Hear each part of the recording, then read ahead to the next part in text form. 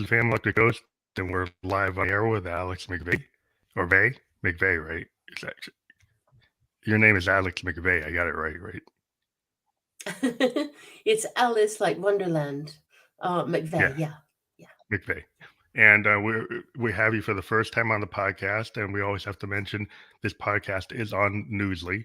It's an iOS app, so if you use the coupon code GHOST and get 1 month free premium subscription, this podcast will be on Newsly, so you can stop scrolling and start listening. Use that coupon code and get 1 month free. So we love to have new people on the program all the time. Welcome to the show. How are you doing today? I'm okay. I've had a cold, so I hope I don't start coughing. Other than that, I'm absolutely great. So I always ask people about like how they got into what they do, and you're an author, and you're a London-based ghostwriter. You have 2 contemporary novels published by Ryan Hachette, and an award-winning dystopian thriller published by the UK's Unbound. So maybe you want to talk about how did you first get into writing? Can you? Yeah, I can remember. I can remember really well. I had a strange childhood, but it was good. My dad was an American diplomat. My parents met in the CIA. And then my dad went into the Foreign Service, State Department. And I was born in South Korea. Can't remember anything about it. Then we moved to Bangkok, and I remember a snake that almost killed me on the Oh, driveway. wow. I was driving my tricycle. Yeah, so that was quite amusing. And then we moved to Singapore, which I loved. I was 7, 8, and a bit of 9 in Singapore. And that was the happiest time. Well, actually, Burma was as well, Myanmar. And we finished up in Myanmar. And all of that time, we had this huge advantage and big disadvantage, which is this is my sister and me. She's 1 year younger, which is that we didn't have any English language TV. So that was an advantage and a disadvantage. We were out Mm, of cultural step with America in a way. And believe me, people got excited when there was a film, like a Disney film that came in that we could all yeah. watch at the embassy. It was just like so exciting. But the other thing is that because we didn't have TV, what we did was we did 2 things. We read all the time. My sister and I, we were just complete bookworms. And she's an editor and I'm an author. But we also listened to music. And my father was very, very passionate about music. He died last year, and Oh, sorry he about used to play classical music to us. So every night we'd sort of all gather around reading our books and listening to classical music. So as I say, it was lucky and unlucky. We missed out on some things, but we gained in other ways. And I think I was always a writer because I would make up stories for my sister from the stuff that we were reading together. And I also became a cello player. I'm a professional cellist in London because of Oh, listening that's to the awesome. classical music.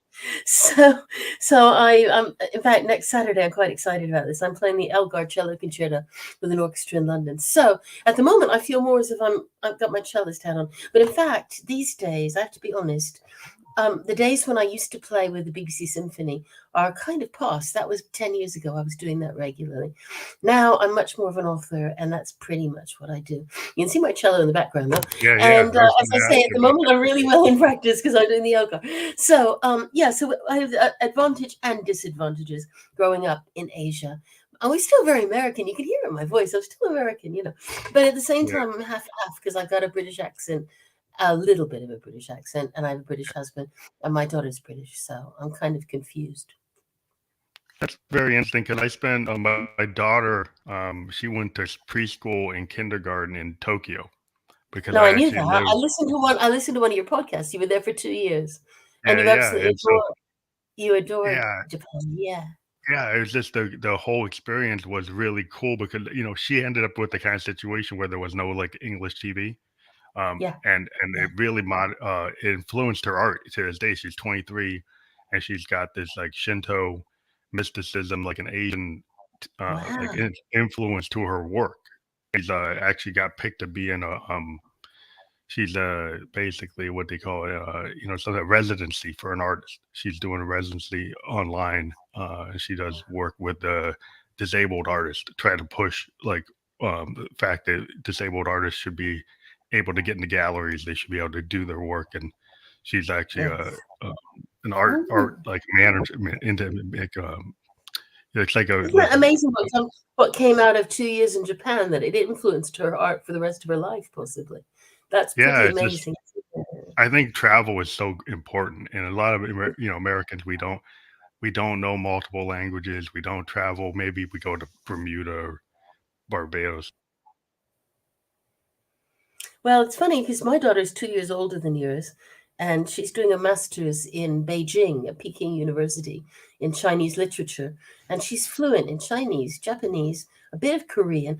She blows my tiny mind because I'm sitting here like I can't even do French. I go je ne sais quoi, you know. So, but she does blow my tiny mind because she is so good at languages, and I'm very proud of her because I mean, as you say, she's not your average British or American kid. She's been places and done things that is really brave, I think. And Well, yeah, having that global impact, yeah, it really must have helped you because it widens your imagination because then you have a more global experience. And it just, for me, it just made me less risk averse to doing like experimental work because like I'm willing to go here. Why won't I be willing to work on other things? So when you started to write, did you originally write short stories or try to go right to the novel form? And I when wrote did really, you like really, really, really, really bad poetry. I wrote terrible poetry. I still poetry? got some of my terrible poetry. Oh my God, it is so bad. It is embarrassing.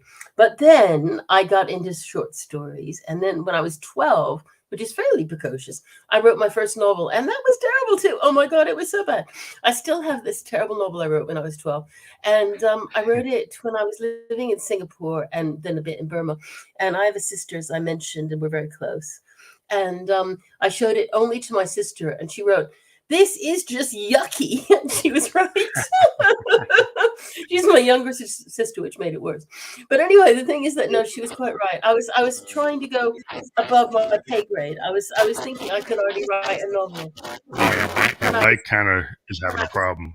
You're I you don't got know. a little distorted on your mic. Oh right. I don't know why. Can you hear me now? Uh, try it That's a bit again. funny. Right. I was just saying I'd written this terrible novel when I was 12. I can't hear it now. Yeah, it's Can a you hear little it? fuzzy, but maybe it's gonna get better. I don't know what happened, but it's maybe the signal, the Okay. Wi-Fi or something. It could have been the But signal. We've got pretty good Wi-Fi here, but I'll tuck that in. Anyway, yeah. So my sister, as I say, wound up to be an editor, which my mother also was. My father was a biographer. That's really where his heart lay. He was a diplomat by profession, but in his heart, he was just a writer. So I kind of got it from him. But yeah. So then after that, I got a bit obsessed with the cello, and I just played cello and played cello, and I was really a little bit mad about the cello. And then I went to Jacobs School, Indiana University School of Music, to play cello. And I got my degree there. But I didn't want to stay in America. It's sort of like what we were talking about just now. I wanted to go abroad. And because my languages are so bad, I could have studied with a guy in Germany, but he taught in German.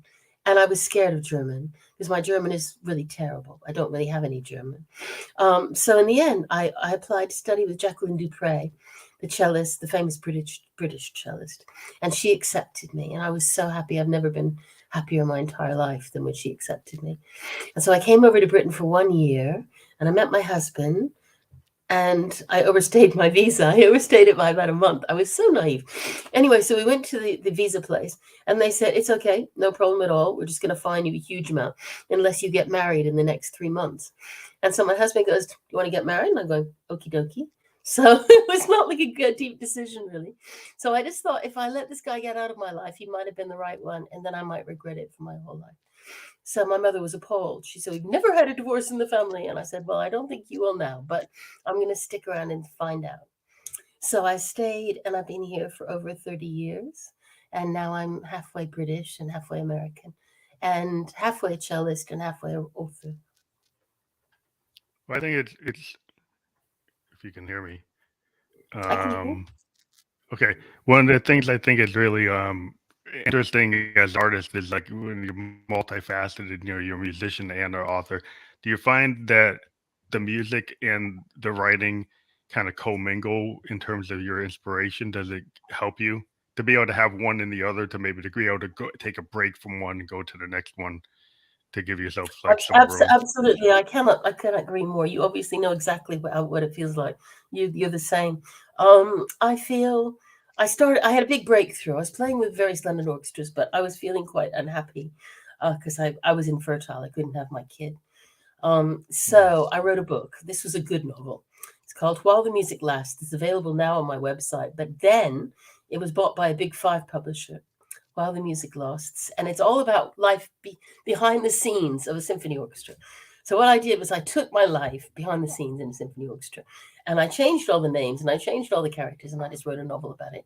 And I was so fortunate to get it bought by Orion. So that's now available only for me because it got out of print with Orion. But that was sort of a massive breakthrough, because I thought, right, I can do something that's just for me, not just a conductor telling me what to do. And that was massive. And so my whole life had sort of been writer, cellist, and infertile. And suddenly, last second, we had 7 test tube treatments, and the very last one worked. Oh wow, And that's that's great. how come it was like a miracle. Yeah, that's amazing. Yeah, To it be was. able to have something like that happen, because it's like in my life, like I was hit with cancer 27, which was like a big. That's how I ended up meeting my wife, and I ended up going to Japan, because I felt like after I survived it, it made me more willing to take risks, and to actually be more true to what I wanted to do. So sometimes if Yes. there's something that happens to you, like maybe with your health or something, and then Yeah. you get Yeah. past it, and it really, or it helps you, like, you know, express yourself or become more of you. You become you. It's like you actualize So yourself a little. in a way, my music career fed into my first 2 novels because it was all about the music profession. But after that, I sort of broke away from it, and I thought, well, I actually had this weird experience when I was having an energy healing. I was in a sort of joint meditation with my energy healer, and I got this sort of vision, and the vision was of a young man, half indigenous, Australian, and he was all bound up in this chair, a steel chair, and I was looking down at him from the surface of the earth, about 100 feet or yards even down, and I couldn't get this guy out of my head. And I came home and I said to my husband, I said, I think I'm going to write a science fiction novel. He said, you couldn't write science fiction. I said, watch me. So I did. I wrote a science fiction book, and that one got bought by Unbound, and it's called Last Star Standing, and it's all narrated by this guy who's slightly crazy, slightly out there, and nothing like anything I've ever written before. And then what happened? Well, that went really well. That was only last year. No, it wasn't. It was, yeah, 2021. And then I recollected that I'd written a book that was very like Jane Austen's kind of books. And I thought, right, this book's doing really well. I'll shove that one out and see what happens. And I actually got 3 really publishers. One of them wasn't a very good publisher, though. The other 2 were proper publishers. They were excellent. And I turned them down because I thought, I actually want to do what my friends have been doing and put it out myself and take full responsibility and have all the decisions on me. And so that's these 2, and they're Jane Austen-esque. Oh And wow. those are doing really well too. As a matter of fact, this one has won 7 awards. So at the moment, I don't know what I'm writing. I'm writing a 3rd one of that. And after that, I may go back to the orchestra, or I may do a sequel to the science fiction.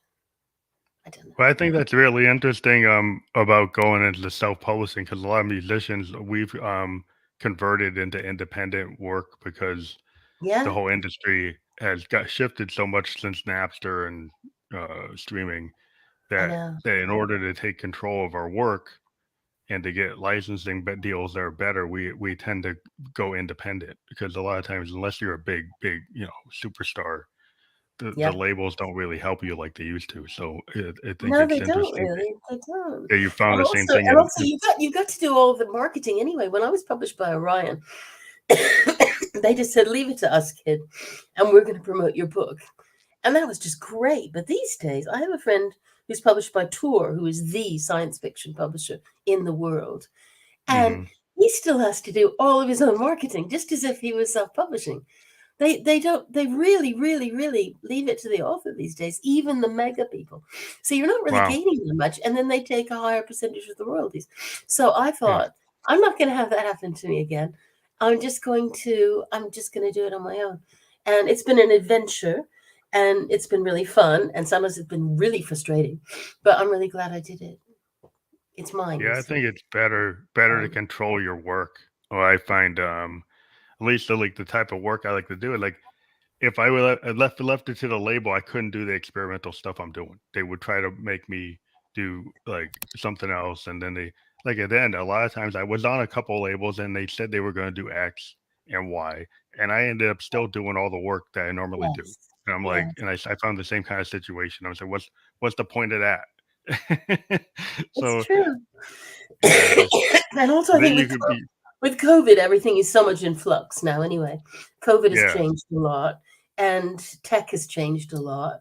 And I just think that most industries are kind of shifting at the moment. Well, I think it's better when you have ownership of your work, because Yeah, exactly. if you can, if you, I mean, you're responsible. If you make a mistake, yeah, you're responsible. But I think the whole thing about at least the content, with what I'm since such an experimental artist, and I don't know what happens in the writing industry, but like Yeah. they might not like agree with your pitch, but agree with your topic, and want you to, and not want to market it. And then at least if it's something you believe in, you're putting your energy into it. Like you don't feel like they've been restricting your output or something. It's interesting you're experimental. I think I know a couple of experimental friends of mine who write fiction that's experimental, and it is harder to place, and it's harder to sell sometimes. And I think that scares a lot of people off, which is such a shame. Yes. Such a shame. So like in terms of like how you found the type of work you like to write about, how did you like get into that the topics like the Jane Austen type of stories? Was that just because you were a big fan or a reader of that type of style? Yes, it was partly what drew me to Britain, I think, was I was always very keen on Jane Austen. And then when I came to Britain in those days, I mean, we're talking the 80s now, it was very much, it was still very old fashioned. It wasn't so crowded. It was still incredibly green. I went to these stately homes, and I just felt completely into the whole vibe of the history bit. And this was long before Bridgerton, but there was still some really good series, still some really good films that fired my imagination. And what I thought was, what I'd like to do is to explore combining her characters. So taking characters from Pride and Prejudice, from Emma, and making them collide in London, and then different things happening. So I just got inspired by that idea. And then when it started winning awards, I was just going, whoa, this is really good. So my science fiction book didn't actually win anything, but it was a finalist in a few. That was very experimental, because what I did then was it was all narrated from his point of view. And that was Oh, considered pretty daring, because for the first third of the sorry. book, he was just tied up in this chair, wasn't he? He was just tied up in a chair. And what he was doing was he was recollecting what happened with his previous girlfriend, what happened with the girlfriend before that, and all these missions he was on where he wound up assassinating people. So basically, it was a mixture of romance and action. Kirkus said it was action adventure, which it probably is, but it was set in 2094, so that makes it dystopian sci-fi. Yeah. So basically, what I tend to do, I'm one of these kind of weird people, and I think you may be the same. That if I'm really inspired by an idea, I'm just going to go with it. I'm going to go with the flow and see what happens. If it doesn't work, it doesn't work. I don't need to show it to anybody. But now I'm good enough to know if it's worked or not. So I don't get my sister going, this is rubbish, the way she did when I was, 13, and wrote really, really, really bad stuff. So I can kind of trust myself now, which is really good. Yeah, I think it's really in one of the things like in these at least why I've talked to a lot of artists is when you start to get that confidence that you don't need a producer, that you do That's know right. your craft enough that you could self-produce. And I Yeah. think it's really I think it's a really cool moment when you kind of become like a total, it's like that singer-songwriter thing from the 70s. I was very much like I love the music, like the Frank Sinatra stuff, the like 50s music where you had a lot of writers and you had vocalists, right? And Yeah. you have these people who have like perfect vocals, like really good vocals, and they didn't write. A lot of them they didn't write their own stuff. Bless you. But it's like when you get to the age of the singer songwriter, then you got to like it's like a window into a writer. Like you like a lot of singer songwriters, like I think about Dylan. It's like reading Yes. really high end like poetry or Well, short stories. well, He won. he actually won the Nobel Literature. That's how good his lyrics were. His Yeah, yeah. lyrics were just amazing. I love that when he came on Astonishing. the scene, it changed Columbia because they had like the Sinatras, they had these really perfect pitch, and then Dylan comes in, and he's got this nasal kind of strange sound, but the lyrics are so deep they had to deal with them, and then And it don't forget opened the it up. music. The music Yeah, was so deep they had to deal with it. So it was yeah, a perfect marriage of his it was lyrics and his music, I it think. was a combination of Americana and folk and electric, and when he started playing with the band, it just opened up like to all the singer songwriters in the '70s. It just created like where we are today, where people can feel they can come at things, and it doesn't have to be one type of topic. It can be all over the map. And Well, I just thought that freed up a lot of people. I mean, like people talk about the Beatles. I always bring up Dylan at the same level as the Beatles because it yeah. really caused people to create bands. You And the know, Rolling Stones. yeah, and even Lou Reed. Lou Reed's the other one I always try to mention because he's another poet like Dylan. He's like the Velvets and Lou Reed. They used to inspire me, like the whole alternative indie rock scene, from the Pearl Jams to the Nirvanas. They're all like name check Lou Reed. Like every time you read about him, that's what they talk about. So and he was, if you look at his work, it's like it's Dylan like because it's poetry. It is. You The can words read are his amazing. The yeah, you words can are read amazing. his songs at an Yes. open mic, and it's like a Yeah. poem. Because it is a poem. It's not like it is a poem, but I've been very much inspired by that level of writing, which I sometimes find disappointing today because we're kind of hook driven today in the music industry. It's all kind of beat driven. I understand that people like those, that type of music, but it just seems like the structure of the old songs, the intros and the outros and the different fills. People have like forgotten about classic structure. Man, I would go back and listen to something from the Carpenters, and just like an example, like you listen to like Close to You, like that's a song structure. How many songs in the top 20? I still remember going crazy for Close to You, and I drove my family crazy singing it. Oh, Yeah, oh, I just get a sound painting in my mind. Like yeah. whenever I hear the Carpenters, it brings me back to like 74, Mm. 73. I imagine myself in that time period, and it just triggers like a film in my head. And I've always been into the idea of sound paintings. Um, and being, I guess, playing the classical music, it does like when you play it. Do you imagine like a sound painting when you play those pieces? Do you kind of feel that it's setting like a visual kind of synesthesia type of thing? I just feel like that. It's really interesting. You should say that. I've actually got a friend who is who is a composer, and she does paintings to go with every composition. Hmm. They're rather abstract, but the colors are really interesting to her because she visualizes colors as being notes and as being keys. I don't Hmm. get into that at all, but what I do, I'm playing the Elgar. As I mentioned, the Elgar is very amazing cello concerto. It's seen very often as being very sad, but in fact, what Elgar did with it was almost every bar he did something different. So there'd be a wistful bit, and then there'd be something almost mischievous, and then there'd be something very deep. And that's why I think it's such an amazing cello concerto. And being me, I make up stories. So every movement has a different story. It's like a short story, like 4 different stories. So Hmm. rather than doing what you're doing, which is more artistic, you can see why your daughter is an artist. I don't think like an artist. I think like a writer, really. Well, I think that is a good way to be, because it kind of goes back to the idea of like Dylan and Lou Yeah. Reed, and Springsteen to get these guys. And then I lately have been very much into female singer songwriters like Liz Phair and a lot of the Riot Girl kind of girly sound. It's like with a lot of like Liz Phair was at a big she had this album called Exile in Guyville, which was kind of like a rewrite in her vision of Exile on Main Street from from um from a female perspective, and That's in really the U.S. interesting. I, Yeah, I, I prefer I prefer male voices. I find mhm. them much more like a cello, really. I prefer male voices to female voices on the whole. Oh, I would rather hear like Lee Reed, to be yeah, honest. I can understand that because there's a kind of deepness. Some people like because I Yeah, played with my voice with my Josephine electric voice, and yeah. initially I got a lot of attention just because I was doing something very different.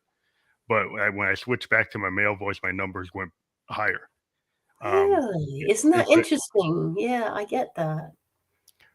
I but get that. lately I'm just I'm very partial to low tones. low tones. Yeah, Yeah, one of the things I guess I just got interested in the topics that yeah, some of these female singer songwriters were writing about because like PJ Harvey and the Liz Fairs, I just thought they were doing more interesting work, at least as an artist to me. So part of my podcast initially is I focused like 70% on female singer songwriters yeah, because I felt like they weren't being paid attention to. So that's why I started to focus on that, just because it was an yeah, area that I thought I could get some ground, gain some ground in it, and it has worked to up to this day. But yeah, I am yeah, bringing more overall all artists, male or female, all over the world. But yeah, the visual thing, I really was into the sound painting concept ever since I heard like Jimi Hendrix talk about Electric Lady. And yeah, somebody asked him, like, "What? I hear birds, I hear ocean." I was like, "What? What is that?" And he said, "What's the sound painting?"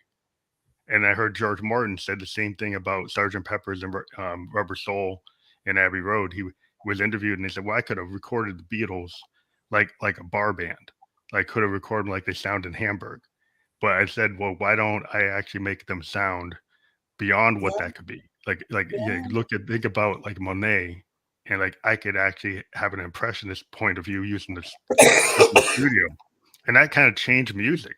The idea that, and he actually went on to say that he had been doing Peter Sellers um, uh, comedy albums, and those comedy yeah, albums had backing tracks, they had yeah, backward tape loops, they had orchestras, they had sound effects, and the Beatles actually liked George Martin's work on that stuff, and they actually knew about each other. And so then really? yeah, there was this whole interview that Martin had where he said like, "Oh, the lads decided they liked my Sellers work," and I said, "Why can't we do that with a rock band? Why can't we take some of that stuff we were doing, all these effects and all these Yeah, layers, and yeah, actually apply them?" And that's when you get like start to get Rubber Soul and Sergeant Pepper's, and it really radically shifted what you could do because you could go and do a studio record that has nothing to do with what you could do live. It's actually it's like a perfection. It's like something you can't replicate necessarily live. It becomes its own thing, and then you have like your live version of the song and your yes, studio version of the song. So, yes. do you find if you ever like, do you read your books out? Do you do like audio books or do you do performances with your work at all? I have an audiobook of Susan. This one's got an audiobook. The other one hasn't yet. I Mhm. didn't do it. I paid a fantastic actor to do it. Um, I what I do feel is, well, I just have to tell you one thing first. One of the biggest thrills of my entire life, two biggest thrills. One was when I played in Carnegie Hall. I Oh played in wow. Carnegie Hall with an orchestra, and I was just going, I cannot believe this is happening to me because I never thought it would. But the other one was, and I actually burst into tears, was when I was in Abbey Road and I was Mm, there again with an orchestra. I wasn't doing a solo or anything. There were about four cellos. But I couldn't believe I was in Abbey Road Studios. I mm. was just going, I was just flooded with tears. I could not believe that in this iconic studio, there was just me with my cello. And I just thought, I can't believe that I've actually come this far and done okay. And it was just an amazing moment for me Yeah, that's like if you just because of all those amazing albums that were done there. And yeah. it just blew my tiny mind, really. Yeah, if Wow. you're able to be like, I've always tracked like places like that, like a Sound City, Yeah, Olympia Studios, yeah, Electric Lady. If you can actually get to that studio, and you're like, yeah, like yeah, I'm a big Hendrix guy. Like to be at Electric Lady, yeah, exactly. it is like the dream of any Hendrix fan I know, because exactly. it meant so much to him. He was spending like his whole last parts of his life actually funding building that studio by like touring really crazy, and I didn't know that. yeah, he actually, like, Wow. purposely built that studio because he was such an experimental artist. he had like maxed out how many tracks he could do with the tech at the time, and he wanted to build like a 24 track modern studio to match what his imagination was. Because he would be he'd jump on a harpsichord, he'd jump on basses, he'd jump under. He if he didn't hear what he wanted, he would try to find a way to get to it, and he would have Wow. guys build pedals for him and tell them what he wanted. So he's very, very expansive in terms of his work. He's moving into jazz near the Yeah. end of his life, working with fusion artists, and he had a very expansive mindset. So he felt like these studios can't do what I want them to do. So he started to build Electric Lady to actually do what he wanted, which I think is so dynamic, and some people have missed that about him. They didn't capture that. That's how they always just the hippies. Like he was very much into the details of his music. He used to jump on the boards and say, "Hey, you're not capturing this right." You know, I so they, admire people like that because I mean I'm confident on the cello, but I wouldn't be confident enough to jump on a harpsichord. You know what I yeah, mean?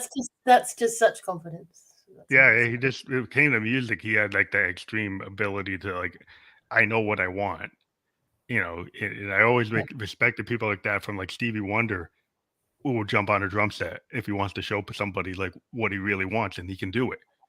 Prince was like that too. It's like, and Todd Yeah. Rundgren. I was always into the multi-instrument person that can play many instruments, and I, actually, I I admire them hugely. It's like what we were saying about people who can speak multiple languages.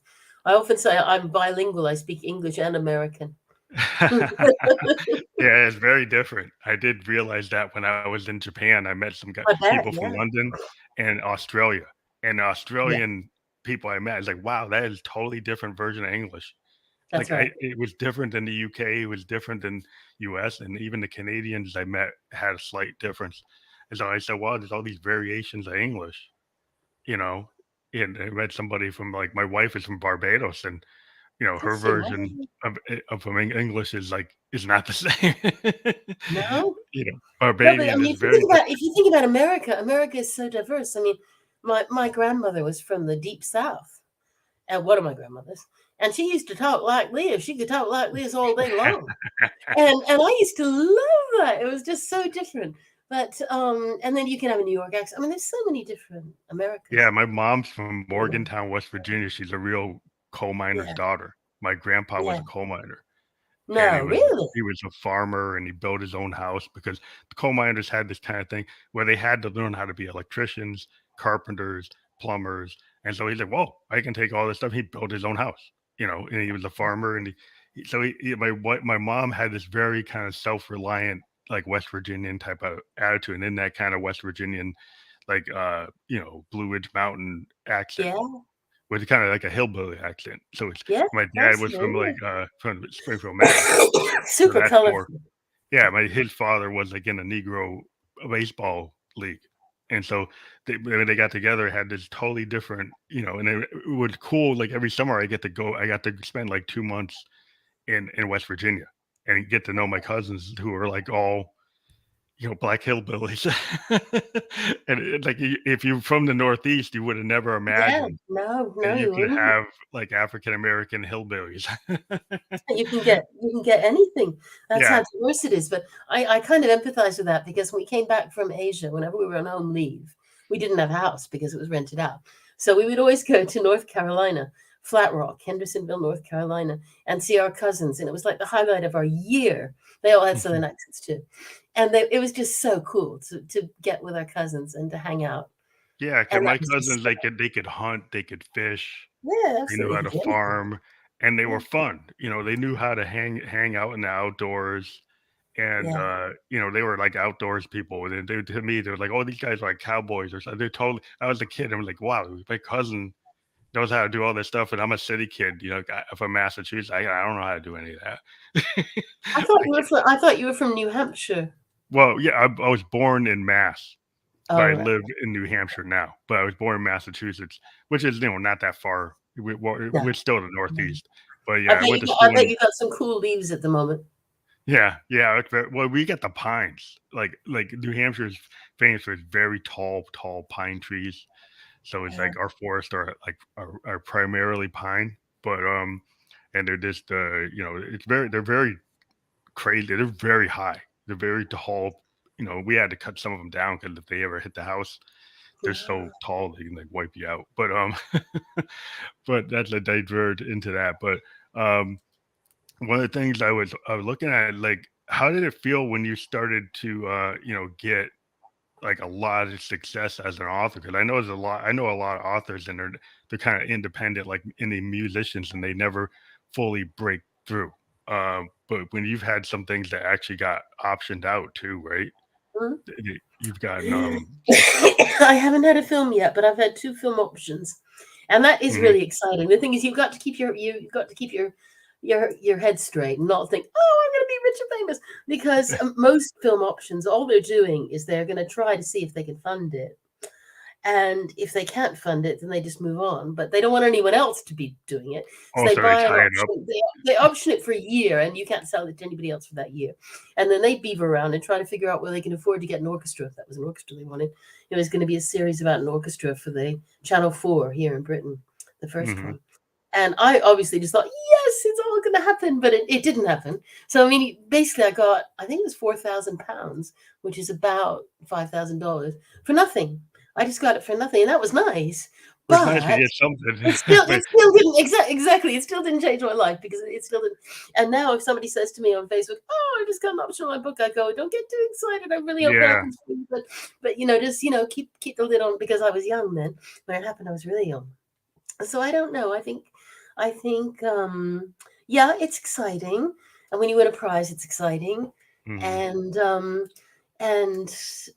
yeah, I had a play put on in London. That was exciting. I Oh wrote a yeah. play. I wrote a play about a conductor. I never thought it would actually be put on. Well, it wasn't put on in the West End, but it was still put on in London, and that was just the thrill of looking down and seeing actors speaking. That was just a thrill. So yes, I mean there are things, but I think my big problem and why I'm never likely to be famous is because I can't.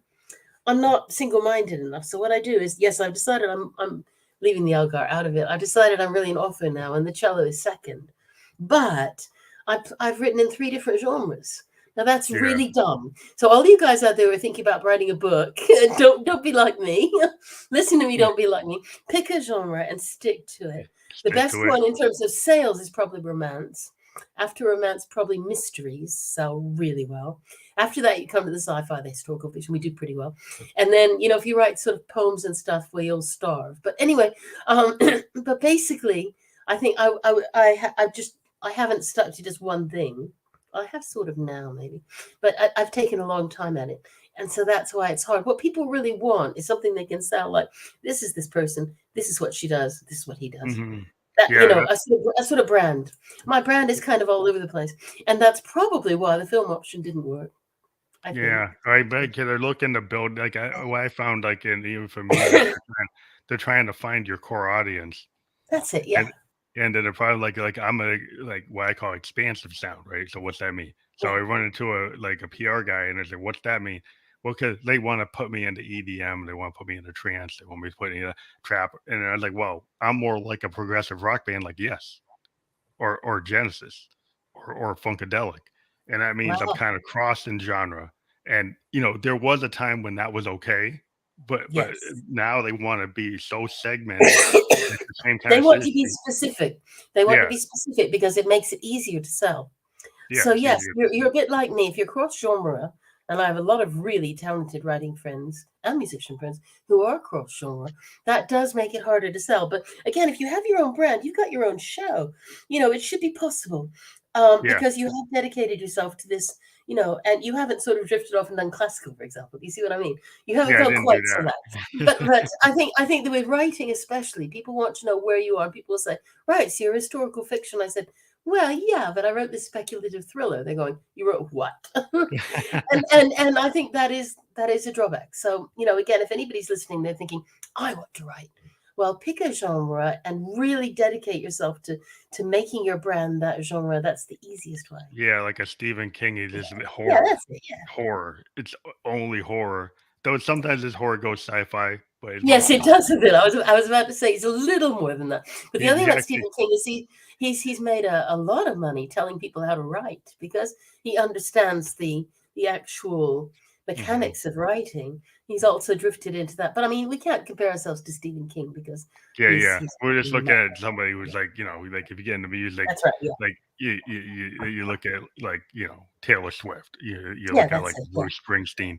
They kind of that, stay, but even Springsteen has kind of shifted. He has his solo work where he can be more experimental, and then his E Street Band work that's right. that's kind of like. So a lot of us will try to give themselves, okay, I'll do my solo I think albums I will think be I think it's I think it's something you have to earn, to be honest. I think yeah. that once Stephen King was super successful, then he could write a book about writing, and it would be Hmm. super successful too. But you've kind of got to build patiently up to that point. And so that again, if anybody's looking for some advice, I would say that. I always say that. Yeah, you I would build your say to be fan patient. base. Yeah, yeah, Yeah, building that fan base is real important. And it the is. one thing I found is like the podcasting, it was better for me than like all these people were telling, oh, you pay for all this like SEO and I understand you need to do that, but like there's a lot of stuff that would end up being like bots. And I'm like, well, to me, what I found if I do this whole different leg as a podcaster, it increases my people coming into my music.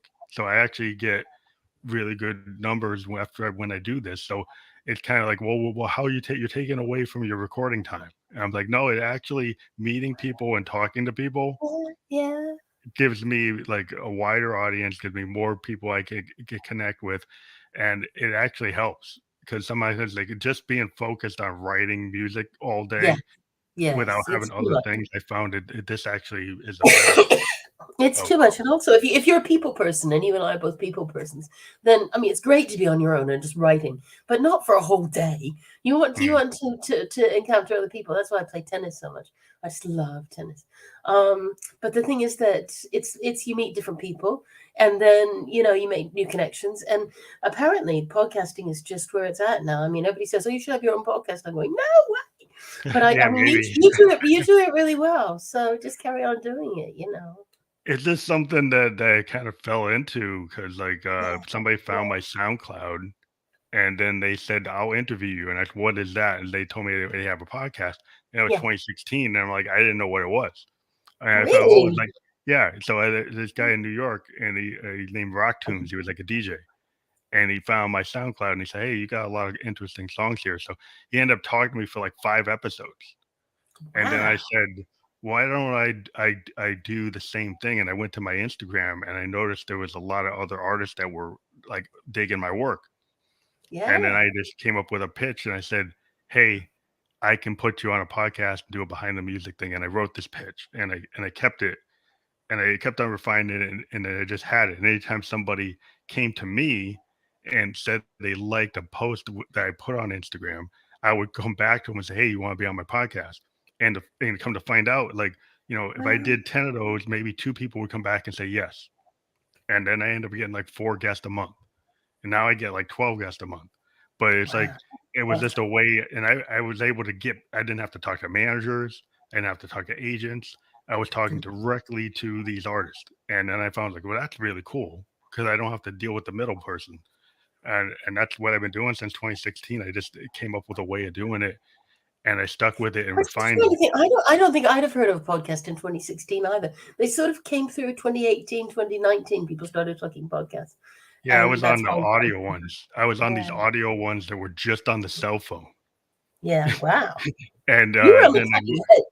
yeah, I kind of was at the beginning, and then I realized that, well, I can't just do it on the cell phone. I need to add a Mm, mic and a mixer, and I started bringing in stuff from my music career and say, yeah, what if I use a better mic and I use a mixer? So if I use these better cameras, and I just started taking the things I knew as a musician and incorporating them in to make it better. But yeah, it become a really cool place that there's authors, there's business people. I've talked to actors, film directors, and initially I was very narrow. I'm only going to talk to musicians, and then I said, well, no, I got to open it up yeah. to because the way the industry now is in podcasting, it's more about entertainment or like overall Yeah. topics that can Yeah. cross. I've talked to Yeah. shamans. I've talked to Well, the one I heard you, I was just going to dip into it, but it was so good. It was a woman energy healer, and she was a shaman as well. And you Yeah. got talking about your Buddhism, you got talking about, what you believed in. She was amazing, you were amazing. I thought, this guy's great, So, that if you hadn't opened up, you wouldn't have done that with her, would you? So Yeah. Yeah. I started to realize, because I mean, the I heard numbers. the whole thing. I didn't turn it off. I heard the whole thing, and I thought, whoa, you know? Yeah, the weird thing, I mean, like, when I first started in podcasting, everybody was like music. They were very narrow. They were like, this is a podcast for men. This is a podcast for women. This is only for writers. This is only for, and then suddenly in the last year or two, things have opened up where, podcasters that were very narrow have opened up to this more wide topic capability and to have different guests. So it's just opened up all kinds of tools, all kinds of platforms, Yeah. and it's more advantageous. Like our royalty rates are higher. Like, and I always get sad about that as a musician because I'm a musician, and if I'm on Spotify, my royalty rate on Spotify as a podcaster is higher than my rate as a musician, and I'm like, why is that? I mean, I say, okay, I deal with it, but I don't think it's right No. because No. musicians, why did they make the choice that that's more valuable that you get paid out? So Well, I'm like, don't despair. Don't despair. It could still switch around. What I feel is that it sounds to me as if you sort of made the breakthrough as a podcaster, and as a musician, you're still kind of knocking on the door. That doesn't mean it's not going to happen. You sound like a yeah, really interesting musician to me. Somebody who's really a bit unusual. That can take longer. yeah. It can It's take just the longer. industry ever since they switched to streaming, the rates have dropped like exponentially. Like if you're on iTunes, you Yeah. dollar, you get 80 Yeah. cents on the dollar. As a streamer now, you get 0.006 of a penny. It's You know, unbelievable, isn't and it? then like a podcast rate could be $17 per 1,000 episodes, which is way higher than what you get as a Yeah. musician. And unless you're like the Taylor Swift of the world, you get a higher piece of that, but they still are not getting as much. It's No, kind as of they back used to. I think that's yeah, right. yeah. I It's, think it's still way lower than what you get if somebody actually buys your record on iTunes or at the store. no. So the streaming is kind of like allows worldwide attention. It's kind of like Mhm. like the radio. Yeah. It can get you booked so you can do the tour, and the tour will get you the money. And the tour will get you the money. Yes, Yeah, exactly. yeah, and then your When I merch. used to, when I used to tour with orchestras, I mean, it just blew my mind. That was how they could afford to play in London, was because we go to Japan, or Yeah, we would go to the west coast of America, and then we'd be able to come back and play in London. London was the expensive one. that's the I don't real. know if Yeah, it still it's is, because that interesting. was, yeah, We can make more money selling a T-shirt. Like I yeah, can sell exactly. this shirt Yeah, yeah, for yeah. like $30. It's Wow. my daughter did the logo. It's Um, lovely. and the thing The is, color's in good as well. music, this is a hoodie. I can sell this for like almost $50. There's a hoodie version. The T-shirt's like $25. My music will make 0.06 of a penny, but my shirt will make like 30, 40, $50. But that's the nature of the business today. It They is. like It is. so you're just And the it's just merchandise is big everywhere. I saw a breakdown. I think I told you I'm keen on tennis. I saw a breakdown of who was it? Let me get this right. It was either Federer or Nadal. I think it was Federer. He's got his own brand hmm of clothes, and they're really nice. They look great. You look really great in them. All guys look really great in them. But they are incredibly expensive. yeah. And that's why Well, he that's is how they actually make the their richest. money. He's actually the richest sportsman in the world. He's richer than the boxers. He's richer than the football players. And it's all merchandise. Well, he figured it out. He figured out what the rock stars figured out. Like Yep. they Yeah. started to realize that the record companies weren't giving them a cut, and Yeah. now the record companies they're trying to get into the merch. So if they sign a new artist, they try to trick them into Yeah. saying, "Oh, I get 50% of your merch." Like, Yeah. and you're like, that's a bad deal. Like, because the merch, usually for an independent artist, you're getting 80 to 90% of your merch.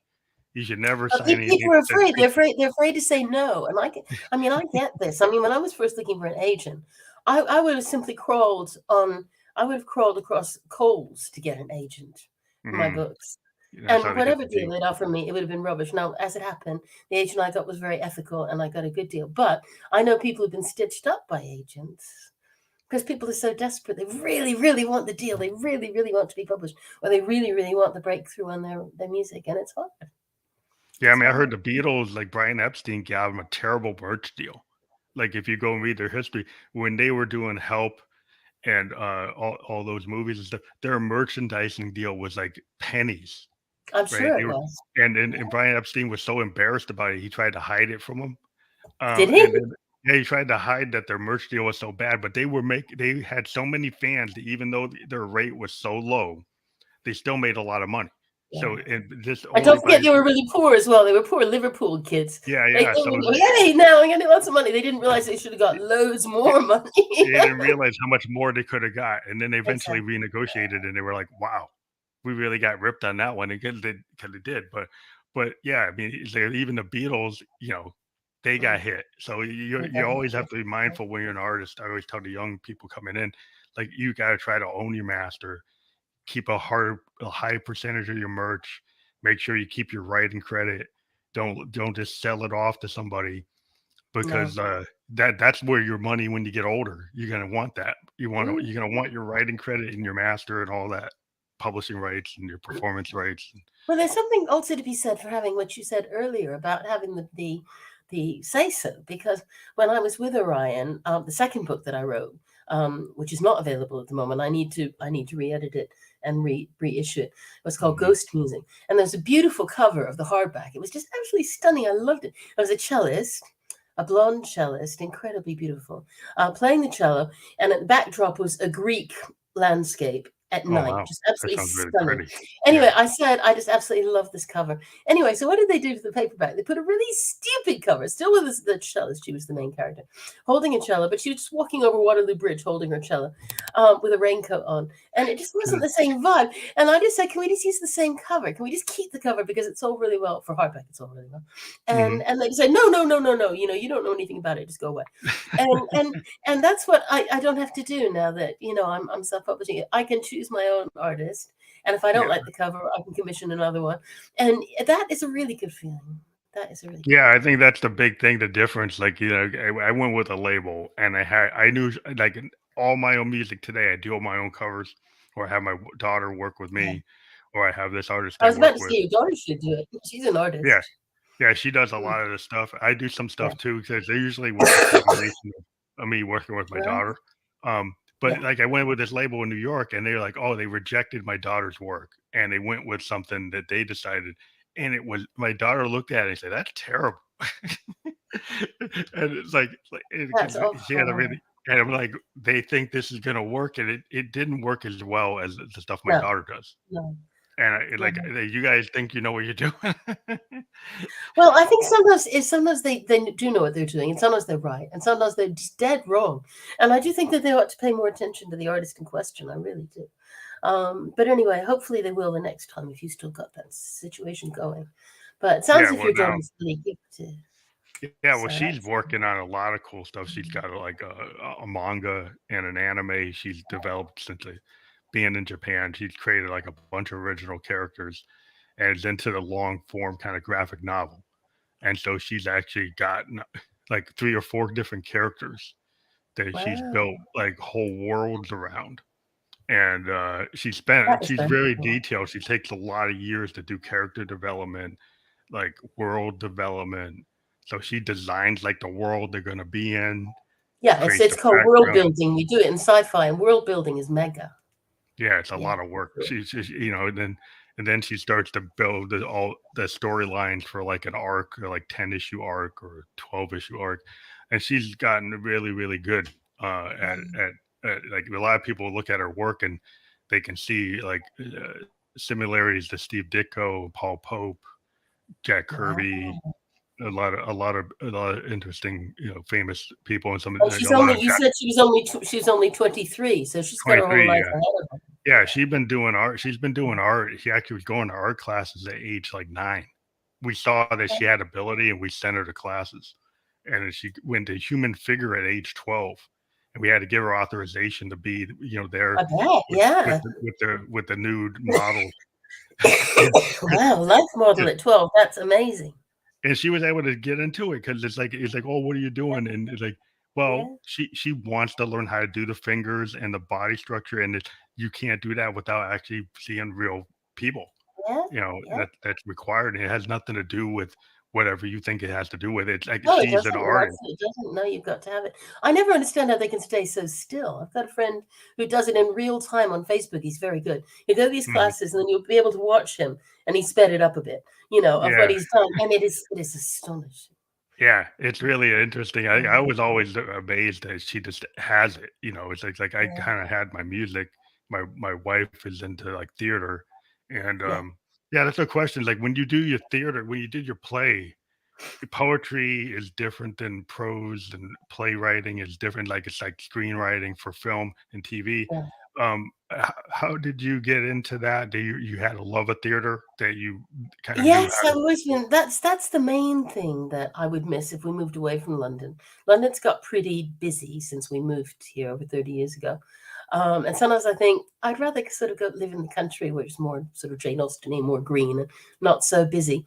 And then I think, no, because the one thing that we do, or we did, we don't do it so much now because of COVID, but we still do, is the theatre. The theatre in London is like, well, it's like Broadway. There's no other place except Broadway that's got it. Also in Europe, you're still like London is the best theater scene compared to, and the London only other ties one is like ties New York. ties with New York. I'm Mm, American born, so I'm still going to say it ties. yeah. But something like the Royal Shakespeare Company is just amazing. And yes, so I mean, it's always sort of been in my head that I could write a play. But I was actually commissioned. A friend of mine who read my first novel said, "I'd love you to write me a play as a sort of vehicle."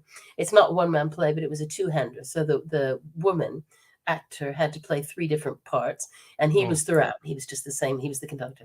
So anyway, I was commissioned. And he actually paid me for it, and I was going, yeah. And I never thought he'd get it put on, but he got it put on, and that was just through a connection.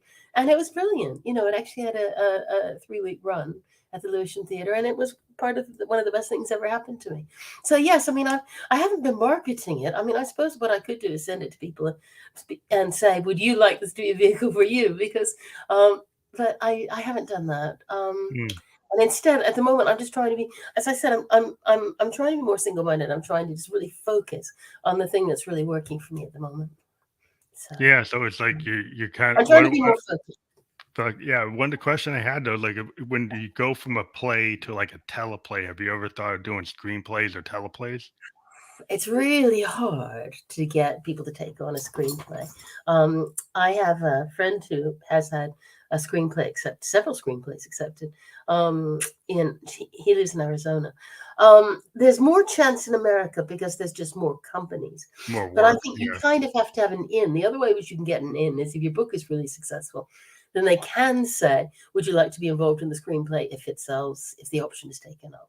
Mm, That would be like my ultimate ambition really would be to have a voice in it, but to have somebody who's skilled in that, who's trained yeah. in that, yeah, I would like Yeah, to because the collaborate. teleplay format, I've talked to other writers before, they say it's Yeah, like it's really yeah, different than a novel, it and is. sometimes there are And the other thing is people. that they're often written by committee, so sometimes, you get people saying, "Oh, I don't like that line," and then somebody else will pop in and say, "Well, why don't we try this instead?" And I don't know whether I could actually do that. Yeah, I because being there, I yeah, could collaborate with one person, but not with like a whole committee. whole And team, some of yeah. these movies they don't work for that reason. I think there are too many voices, too many cooks are spoiling the broth. Yeah, I think they went away from the Yeah. Orson Welles idea. Yes. Yes. Exactly. Because I think, Exactly. like, if you watch the classic, like, I'm a big Orson Welles, and I just could you imagine a committee trying to do Citizen Kane? I No, don't I cannot. I I cannot. No, that's I don't think Citizen that would Kane is happen. Oh, nice. yeah. Oh, that's a pretty dog. He's a lovely dog, my little friend. I have And a cat. the reason why he's jumped up on me is because it's now time for me to feed him. Oh, So well, we're at the hour mark, so if he needs to eat or she needs to eat, I understand. I isn't he think, sweet? thank you very much for being on the program. Everybody I go absolutely loved it. Thank you so much for asking me. to your I had a wonderful website. We have up on there, Alice McVeigh. And yeah, we want everybody to make sure that you do click the URLs that we do have when we're a podcaster, because then you can check out in more depth the people we interview. As I said, this will be on Spotify video podcast later today and Apple audio podcast, so you'll be able to hear it there, and it'll be on multiple platforms off of Anchor, which means Well, like Radio Public. let's keep in touch because I really love talking to you. Oh, thank you. We like to have follow-up interviews. If you have another Okay. project in the future you want to push and talk about, That's really kind. Thanks. Okay, my friend. I can't actually hear you now. I think something's wrong. Take care.